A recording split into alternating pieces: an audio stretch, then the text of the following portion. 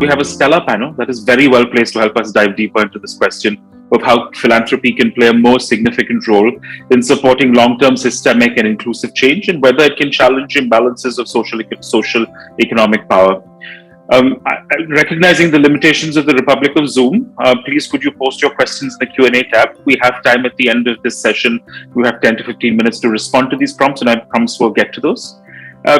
I'm not going to do a formal round of introductions. None of our panelists require introductions. Their work speaks for themselves, but I will bring them into conversation one at a time, and then we'll have a more free-flowing conversation between us and take your questions as well.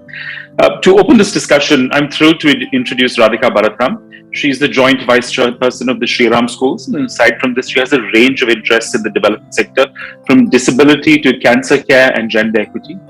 Radhika, these are a varied and important set of interests you have, all of them deeply tied to the idea of social justice, whether education, disability, or gender.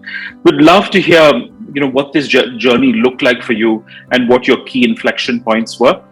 Given your proximity to the education space, we'd also love to hear on the social justice dimension of the burden that has inequitably been borne by the marginalized around school closures in times of COVID. Radhika? Thank you and namaste, Gautam.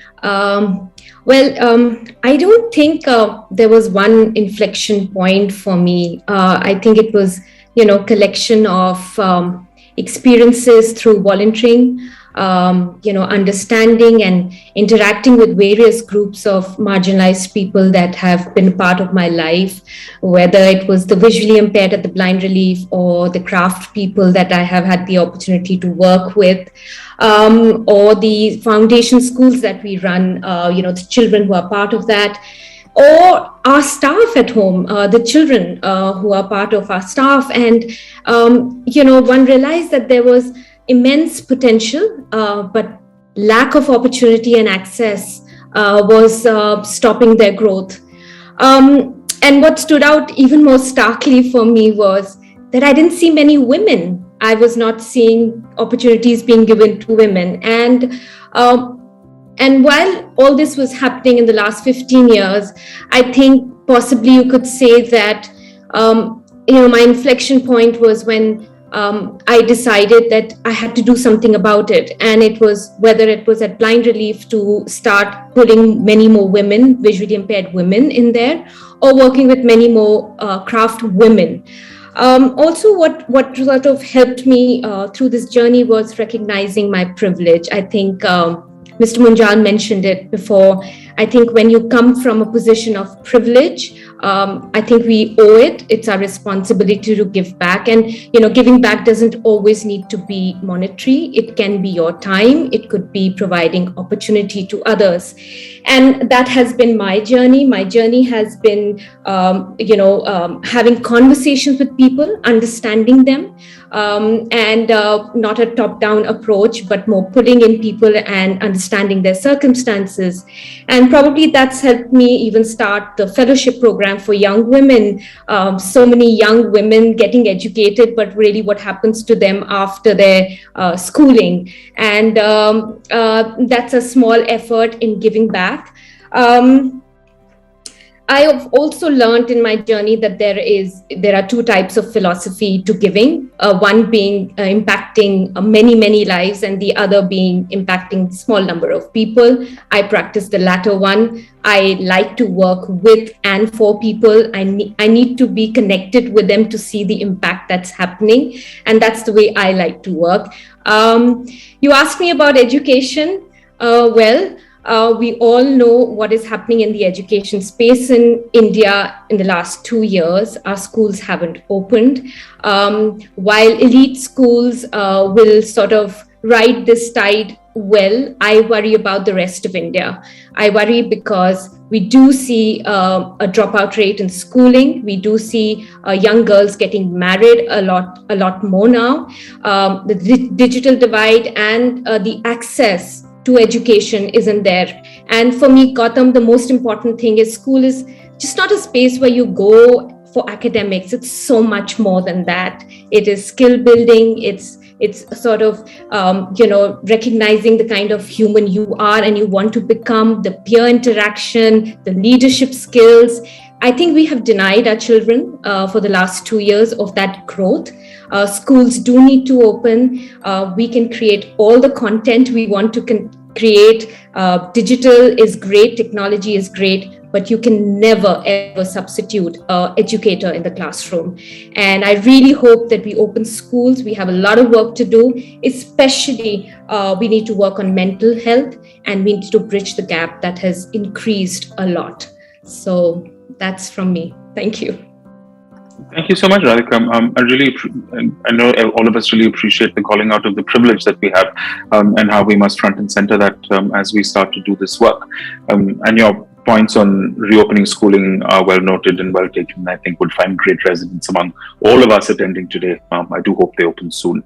Deepti, if I could bring you in, by way of introduction, Deepti Bopaiah is the CEO at Go Sports Foundational, which is a national award-winning not-for-profit organization founded in 2008 that supports junior, emerging and elite athletes in Olympic and Paralympic disciplines. She strongly believes in and is building a sustainable athlete-centric sporting ecosystem through the foundation's programs and initiatives. Deepti, building from what Radhika said around the value of in-person work, particularly with children, sports has been a much larger dot on our public radar than ever before over the last couple of years. And while the importance of sport in and of itself is something that we've all grown to appreciate, I know we'd all love to hear from your experience on for sport, philanthropy, and social justice. In particular, we hold the ideals of sport as something that can be universal, barrier-free, and non-partisan. Why is it important? How can sports be a pathway to social justice? Good evening, everyone, and thank you so much, Gautam, and congratulations, ISDM. Very, very inspiring conversation so far. I'm a little under the weather, so please excuse me for coughing in between when I'm speaking. So in terms of sport, today we spoke a lot about diversity, equality, inclusion, equity, social justice, all these aspects. And then you wonder why are we talking about sport? But if you remember a few months ago when Neeraj Chopra and many others who won their medals at the Olympics and 19 medals at the Paralympics, all of us just stood up and followed it with great pride. The fact that as Indians we were on a world stage doing really well. And over our last 13-year journey, we've really seen how one role model who does really, really well can change so many different scenarios for our youngsters, for Indians. So we've, whether you look at Abhinav Bindra's medal that happened, for many, many, many decades, we believed that we just, how can we be such a large population and not have a gold medal? And when that actually happened, it created a belief that, we can also go on to go and win medals. But when you step back and when as a nation we start talking about just achievement at the elite category, we tend to forget that this is a 10-year, 15-year, 20-year process sometimes. And there are more people who fail along the way than actually make it to the top. But what happens to these people who actually take up sport and enter sport? We believe that in their own communities, they become heroes. In their own way, they're giving back. They learn skill sets which cannot be learned in a lot of other areas. Mr. Munjal just spoke about cultural, ethos, and that's one of the ways in terms of how you gauge how a nation is doing. And I would also say that sport plays a very important role in that aspect. And when you look at all the different things that have happened over the years, it's really amazing to see how far we've come as a nation, because there was this constant belief that as Indians, we don't have it in us. We don't have the bodies. We don't have the physical ability to really beat, people from other countries. So when you look at it from that context, it's not just creating a belief system for youngsters, but it's also making them influencers. Because today, a young athlete who does well is not just about their sport. They become a person with influence, who can influence ideas, ideologies, beliefs, and create so much more for the society at large. And I think that's something we at the foundation have been quite particular about, that you don't want a gold medalist who does not have an opinion or a perspective, right? You want someone who understands what are the different social aspects where they can contribute, what are the aspects they can take up, voice their opinions. And it's really, really heartening to see how different athletes have taken up such important topics over the year to talk about what they feel. Even something as important as menstrual health or mental well-being, or there are other aspects of topics which athletes also take. And I think the society at large is also, we're not just fans of these people just because of their sheer achievement, but we also look up to a lot of our people who've done well to show us the way. And I think sport has such a powerful role in that whole, domain.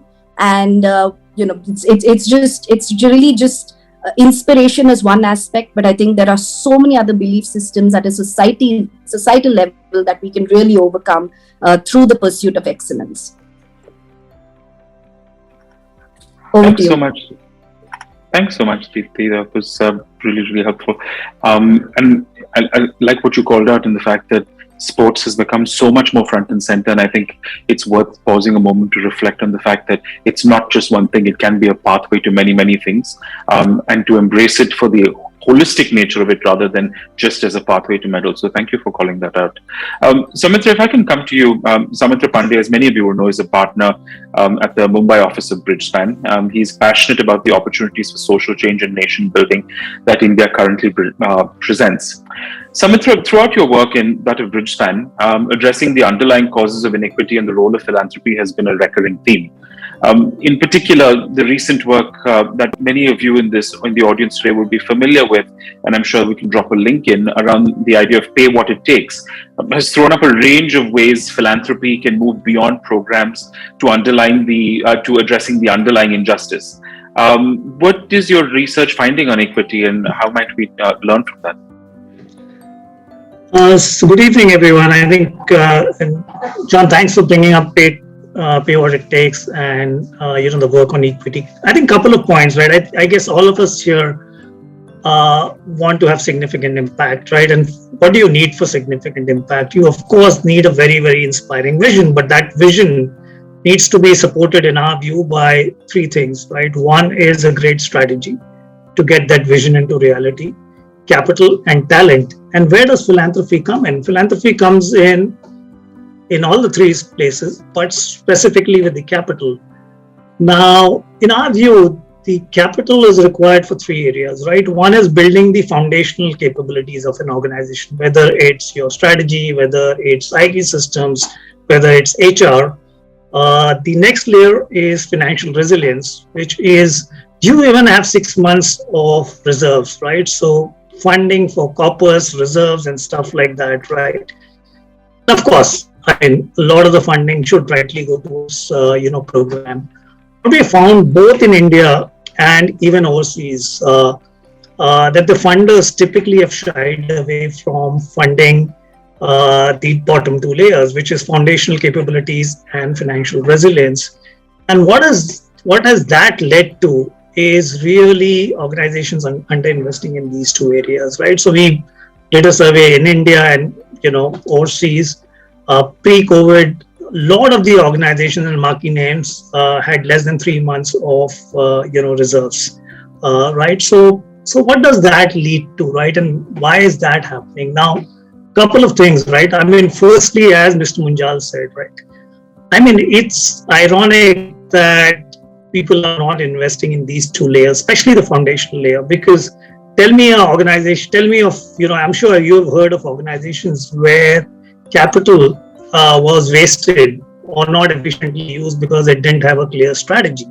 Would not investing money in IT systems, as Mr. Munjal said, they did an ERP, on measurements, on learning and evaluation, lead to continuous improvement and efficient utilization of capital. And above all, I mean, in my view, really having a team, a senior leadership team, which is secure that they have funding for the next 2-3 years and are focusing on delivering the impact, will that not significantly improve the impact, right? So I think it's quite ironic that organizations haven't looked at that. Of course, then, new age philanthropies and some of the old foundations are changing this, right? So that's our whole, thesis about the pay what it takes piece, right? And as we did that, we've also looked at organizations that are led by, in the US and elsewhere, people of color, and in India by, people who belong to the DBA communities and say led by women. And I think, we found that surprisingly, these organizations are even worse off, right? So, I mean, this whole piece on equity shows up all across in our work, even in the funding patterns. And I'm happy to talk more about it, in the questions. But I think the whole piece on pay what it takes and equity, the request to funders is focus on a few areas, do your due diligence. I'm not saying throw money, right? Money is very, very important, but then invest deeply in organizations, that you support. And you all do that, Gautam, both as at RNP or the work that, for example, Co-Impact does, where a lot of the funding, in fact, all of it is huge grants and unrestricted grants. So I think, that talking of 2030, we hope to see a lot of funders moving in that direction. Back to you, Gautam. Thanks so much, Soumitra. There are quite a few questions. So I just thought maybe we could dive into those. Deepti, there was one from Itisha which asked, what is missing in the ecosystem and society that will help your foundation create far greater social impact? If I can add another one, if you had a magic wand, what would you ask for? I think we're speaking about finances, right? I think a large part of impact, the strategy is there, the vision is there, but what you end up doing is fundraising rather than actually working on creating impact.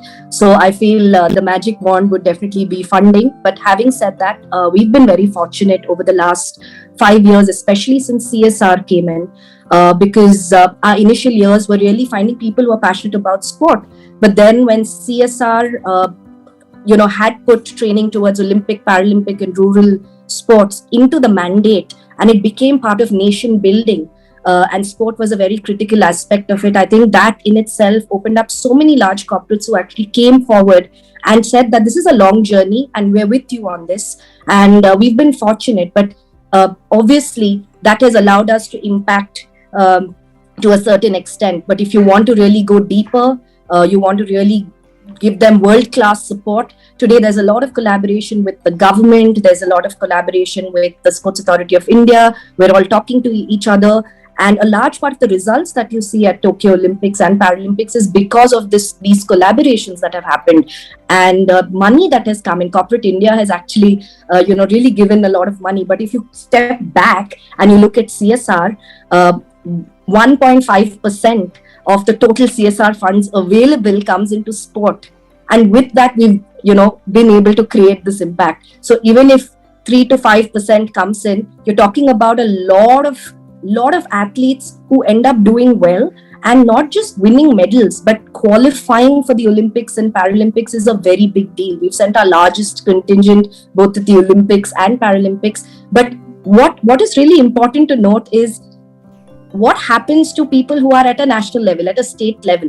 What are the kind of skills that they have built, even if they don't ever become an Olympian? I think that is what has been really exciting to unfold through our programs and projects, because when we sit with CSR heads today, we're also looking at the global SDGs, we're talking about livelihood, we're talking about, yes, you do education, but this is education, we're using sport as a vehicle instead of direct education. So we've really had a lot of conversations and learned along the way in terms of how to really position this entire piece, because it's not just sport in the literal sense of high performance. It is junior, emerging, elite. It's a pathway that you're creating, and ultimately it's the pursuit of excellence, right? It is to get to the top.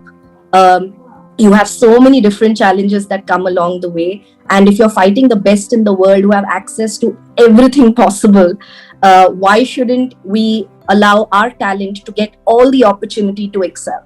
So I think that's funding and a lot more people, experts who come in with their time, effort, and their knowledge would be very valuable to us at the foundation. Mm-hmm. Mm-hmm. Thanks so much, Deepti, for that. Radhika, if I could direct Gaurav's question to you. He asks, what goes through the mind of philanthropists when they are deciding their own philanthropic journey? And what can be done to make more philanthropy flow towards more long-term systems change work? The range of interests that you have sit at the intersection of urgent need and long-term necessity. I'm be curious to hear how you straddle those two, the work that is urgent and the work that is long-term and necessary. And in your own journey, how you came to see the necessity of both. So what is urgent is, with the organization that we work, that I've been part of, the urgent is, are they able to become employable, right? That is, with the disability or with the craft people, it is all about, at the end of the day, are they going to be self-sufficient? And with the craft community, it is accessibility. It's about design intervention and connecting the gap between what the market demands and what the craftsmen are making. That is urgent. So, I feel everything that we do is urgent because they need to be able to sustain themselves. For me, long term is when we are creating solutions that are sustainable. At the end of the day, I can come up with great solutions, but if I don't have the buy-in of the community that I'm supporting, these are not going to be sustainable solutions. So our philosophy, or what I've learned, in the last few years, is that you need to have conversations with the people that you are working for. And I get to work with a very small group of people, and that's the beauty of that, because a lot of cues come from them, and a lot of ownership. Eventually, when they are sitting on the table and we are coming up with a solution together, the ownership shifts from me to them. And I think that is very important as we get into the line of giving. We need to have equal partnership, and we need to walk with them. I think typically we forget to do that. Typically we think that we have all the solutions and we don't listen. We don't listen enough. And I hope that answers your question. Thank you, Radhika. I mean, the importance of listening and the importance of curiosity is just something that's so important. Thank you for calling those two out. Soumitra, if I could club two questions from you, one from Rajneesh and one from Devika. They're both in the same ballpark, so it would be lovely to hear your reflections on it. Rajneesh asks, what are the leadership challenges faced by individual philanthropists that could restrict their work? I'm guessing they can be both seen and unseen restrictions. And Devika's question was around how have you seen the management or practice of philanthropy evolve in the last decade? And I suppose we could limit that to India for the purpose of this conversation. Sure. I'd love to hear both your thoughts on both. Thanks. I think both great questions, and I was smiling because last 10 years, a lot has happened in philanthropy in India, right? So, Devika, I think if I look at India, right, I think there's certainly a movement, and a significant movement, and I want to thank Deepti for calling out the CSR contribution. So first is this whole piece on CSR, and the reason I say that is I hear a lot of, and certainly the way CSR giving needs to evolve, will improve and needs to improve. But I think the fact that in the 8 or 9 years, so much ground has been covered by CSR, I think that's one big win, right? And I always tell people, compare it to the first 10 years of, a Rockefeller Foundation, right, in early 1900s, or what Gates did, or what Tata Trust did, right? So I think, these people are just starting out the philanthropic journey. So I think, that's like one big thing. The other which we've seen is, there's a lot needs to be done, but I think collaborations that are happening in India, and there are multiple. We've written, a paper on that, and recently an op-ed in Hindu written by my colleague Preeta on how they have increased. And I think during COVID, a lot of them came up. The RCRC, the Migrant Resilience Collaborative by Chansas, and many others, 10 to 19, which Dasra has been running.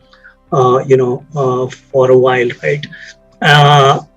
So I think, and the third piece is more innovative ways of giving. I mean, it's been around for a while, as Neil mentioned. It's not only philanthropic capital, but you could have impact capital, you could have debt, and we see that in India with many organizations. I mean, Soumitra has been doing that for a while. Dell has been doing that for a while. So I think those are the three big ones. I think, I know you've not asked that, but my wish for 2030 is philanthropists giving more and faster, right? For people who are committed, we've done research, their wealth is growing at a faster rate than they're giving, right? These are people who have committed to philanthropy, right? So, two, as I said, quality of capital. And three, Radhika, completely agree with your point on ceding control to philanthropists, to the change makers or the not-for-profits, right? So those are my three wishes for 2030. Now, the first question is actually a very difficult one to answer, because we believe, the ultra high net worth giver and the philanthropist is a segment of one, right? And each of them comes with their own values and principles. Like Radhika, and thanks for sharing it very openly, like she feels for her, working deeply with a set of, maybe a smaller set, but working deeply with them is what drives her, right? And then we work with a bunch of people, and all of them have very different values. Right now, when you say philanthropist, I'm not talking of foundations. I'm assuming that the wealth creator is alive and is very much involved in giving. I think what we've seen is a couple of things. In the early stages, spreading themselves too thin, which is what we call peanut butter philanthropy, giving small amounts everywhere. Right, that's one piece. And the other piece is around not staying the course.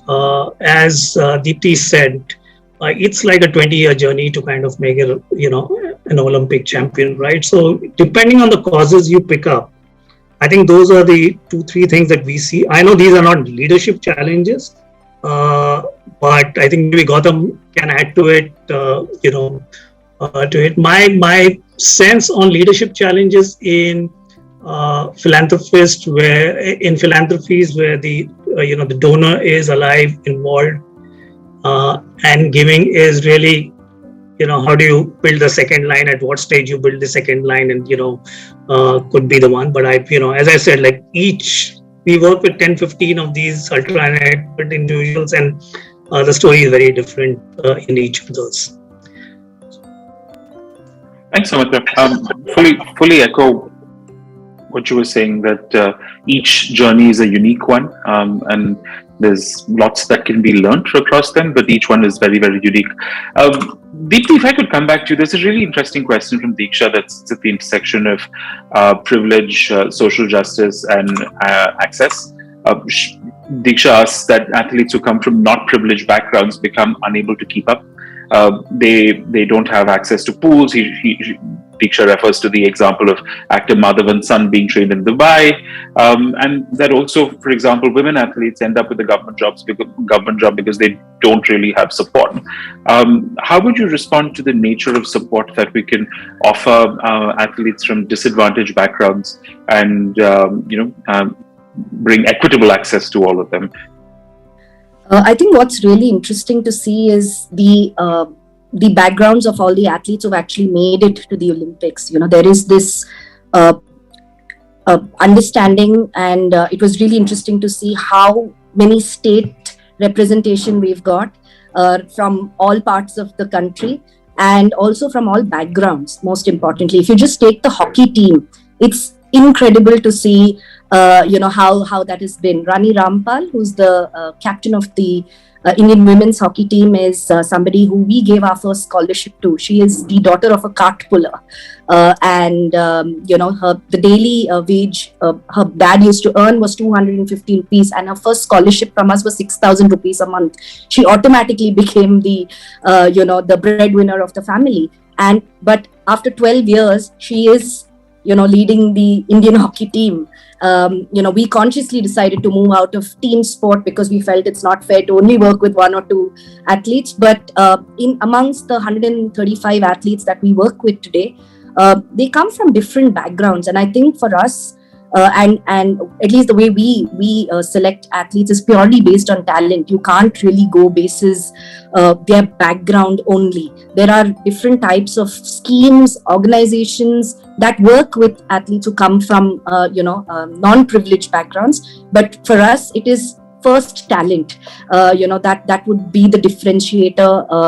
But if you look at schemes like the Khelo India scheme, you look at the scheme today that the governments have, they are picking up anybody who has the talent gets access. I think gone are those days where you could say that there is no support, there's no help coming in. Today there is information available. If you are a talented athlete, there are enough methods to reach and get support. Yes, it will take some time. You need to be at a state or national level, but definitely if you're there are different organizations who can come forward and help. In terms of swimming, I think that particular case, a lot of people wonder, because he has the privilege, he's going and swimming in Dubai, but we have 4 of our athletes in Dubai as well, training at the same place. So if you are able to do it, why not? If as a protocol in India, swimming pools are closed, there is no other alternative. You have to constantly find what is the next best alternative. So if money could buy us medals, then we would have many medalists. And if money, if hunger was not required to win medals, then Abhinav Mitra would have never won his medal. He does come from a very well-to-do background, but still had the hunger and was India's first Olympic gold medalist. So I think it really comes down to talent and talent meeting opportunity, and really working around the athlete to give them everything for them to succeed. And success can mean so many different things, right? Success can mean a job. I'll just share a quick story actually of Bhavani Devi. She's actually India's first fencer who went to the Tokyo Olympics, and we picked her up about 8 years ago. This is when Rahul Dravid, who's on our board, challenged us saying, go and pick up girls who play alternate sports, go and pick them up from different parts of the country and pick up sports which nobody has even heard and spoken about. And that's when we picked up fencing. She is a temple priest's daughter in Chennai, a government school which actually taught fencing. And today she is at, she was the first Indian to qualify for in fencing at the Tokyo Olympics, now training in France, working towards Paris. But what has happened with that is today at the nationals in fencing, you used to have about 50, 100, 200 people who participate in fencing. That one person actually making it, winning an international medal, qualifying, showing that it is possible.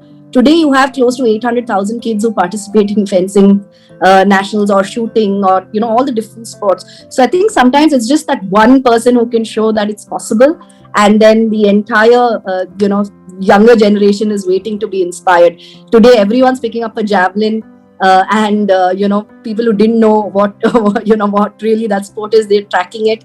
If you saw golf, Aditi Ashok during the Olympics as well, everyone woke up at 4 a.m. People who had no idea about golf as well got up and woke. It is a privileged sport, but at the end of the day, you just need, inspiration, you need awareness, and I think a lot of things can happen. Thanks, Deepti. That's really heartening to hear. I think, people often say that we need a diversity of role models so everyone can believe they have a chance. And this is testimony to that. Radhika, there's a really good question from Devika that I'd love to get your thoughts on. She asked on whether you have any thoughts for newer philanthropists or people just getting into organized giving for the first time on how they can do things differently and play a greater role in reducing the inequalities of opportunities that are so deeply entrenched. Would love to hear what...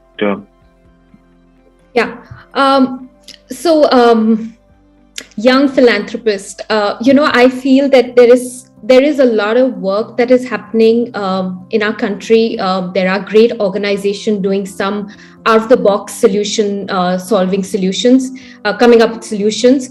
I don't think we need to keep reinventing new programs. You know what I'm trying to say? I think you need to discover what you really feel strongly about. And there are some great institutions that you can be part of and make it your part of giving. But when for me, when you give, then you stand for that organization, talk about it. I think most of us, I think I have learned when I was volunteering at Delhi Craft Council, I spoke about the craftsmen. I made sure I was wearing a sari. I think we have to walk the talk. Otherwise, I don't think things are going to move. So it's just not about giving that check.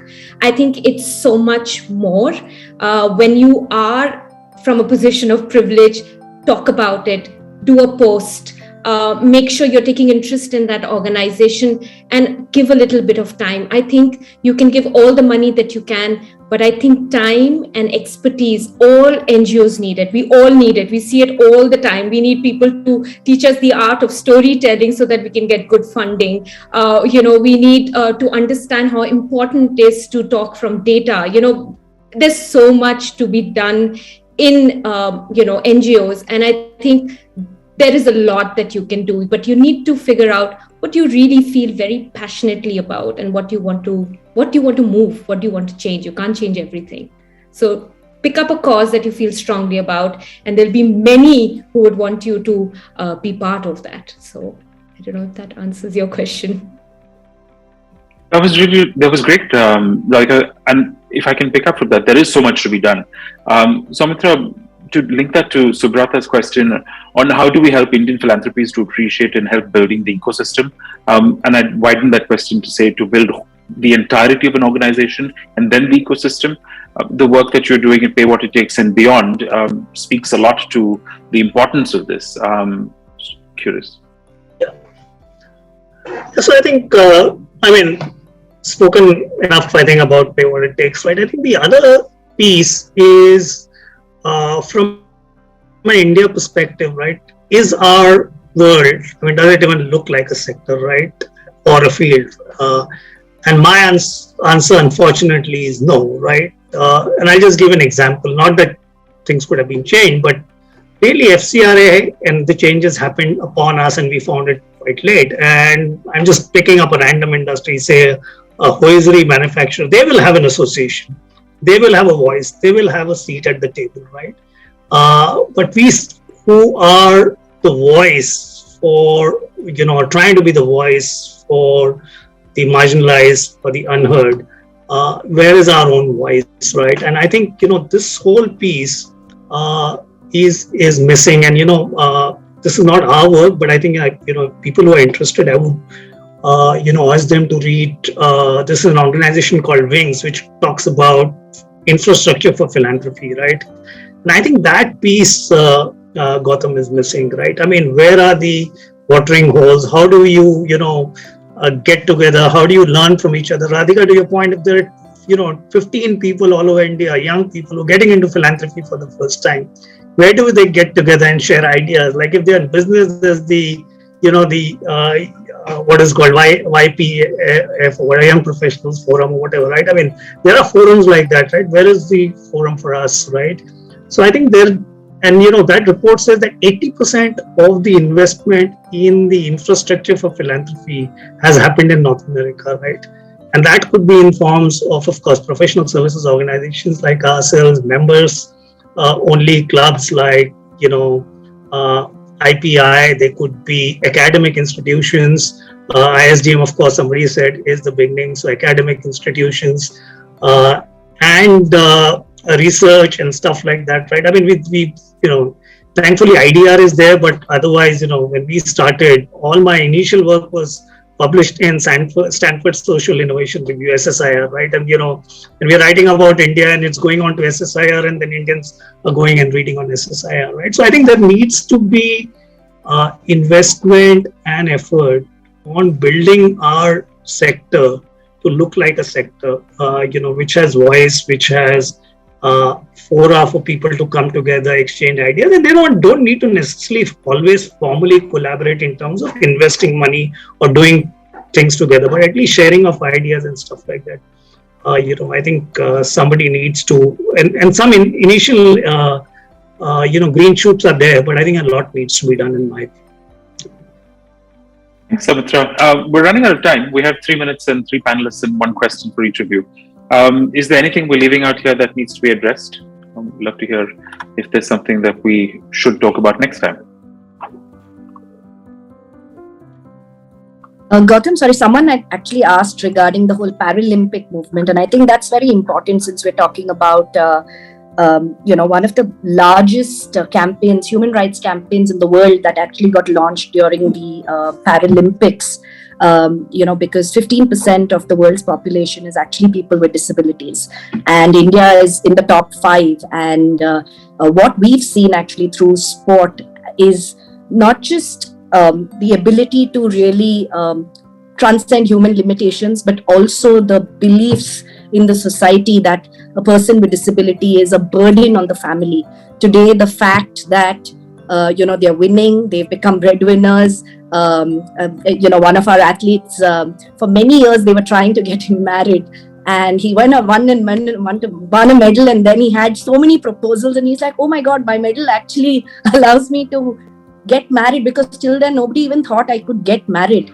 So many different beliefs in the society, along the way that have actually helped because, through sport. So just using this platform to really not just assume when we say the word sport, it's always about elite sport and medal sport, though we're working on that path. I think it's important to step back and really see what are all the other aspects on equality, on gender, on livelihood. A lot of different things actually can be taken care through the route of sport. Someone asked that question, and I think it's been very fortunate for us, because we feel like from the start, 13 years ago, we've always worked with both able-bodied athletes and athletes with disabilities. And at Rio, we had 19 athletes. And at Tokyo, we had 54 athletes in the Indian contingent. In a span of less than 4 years, you actually were able to, increase the number of people who actually qualified. And we're seeing the stories that come out of the people with disabilities, the kind of journeys and backgrounds each of them have. I think today they're looking forward to create an identity more than anything else for themselves, through sport. So I just thought I'll pick that one question which didn't get answered. Thank you. Thank you. Thanks, Deepti. Very often progress is hard to see, but in this case, both direction and diversity seems to be going up, and that's phenomenal. Last question. If anyone wants to take it, what gives you hope for 2022?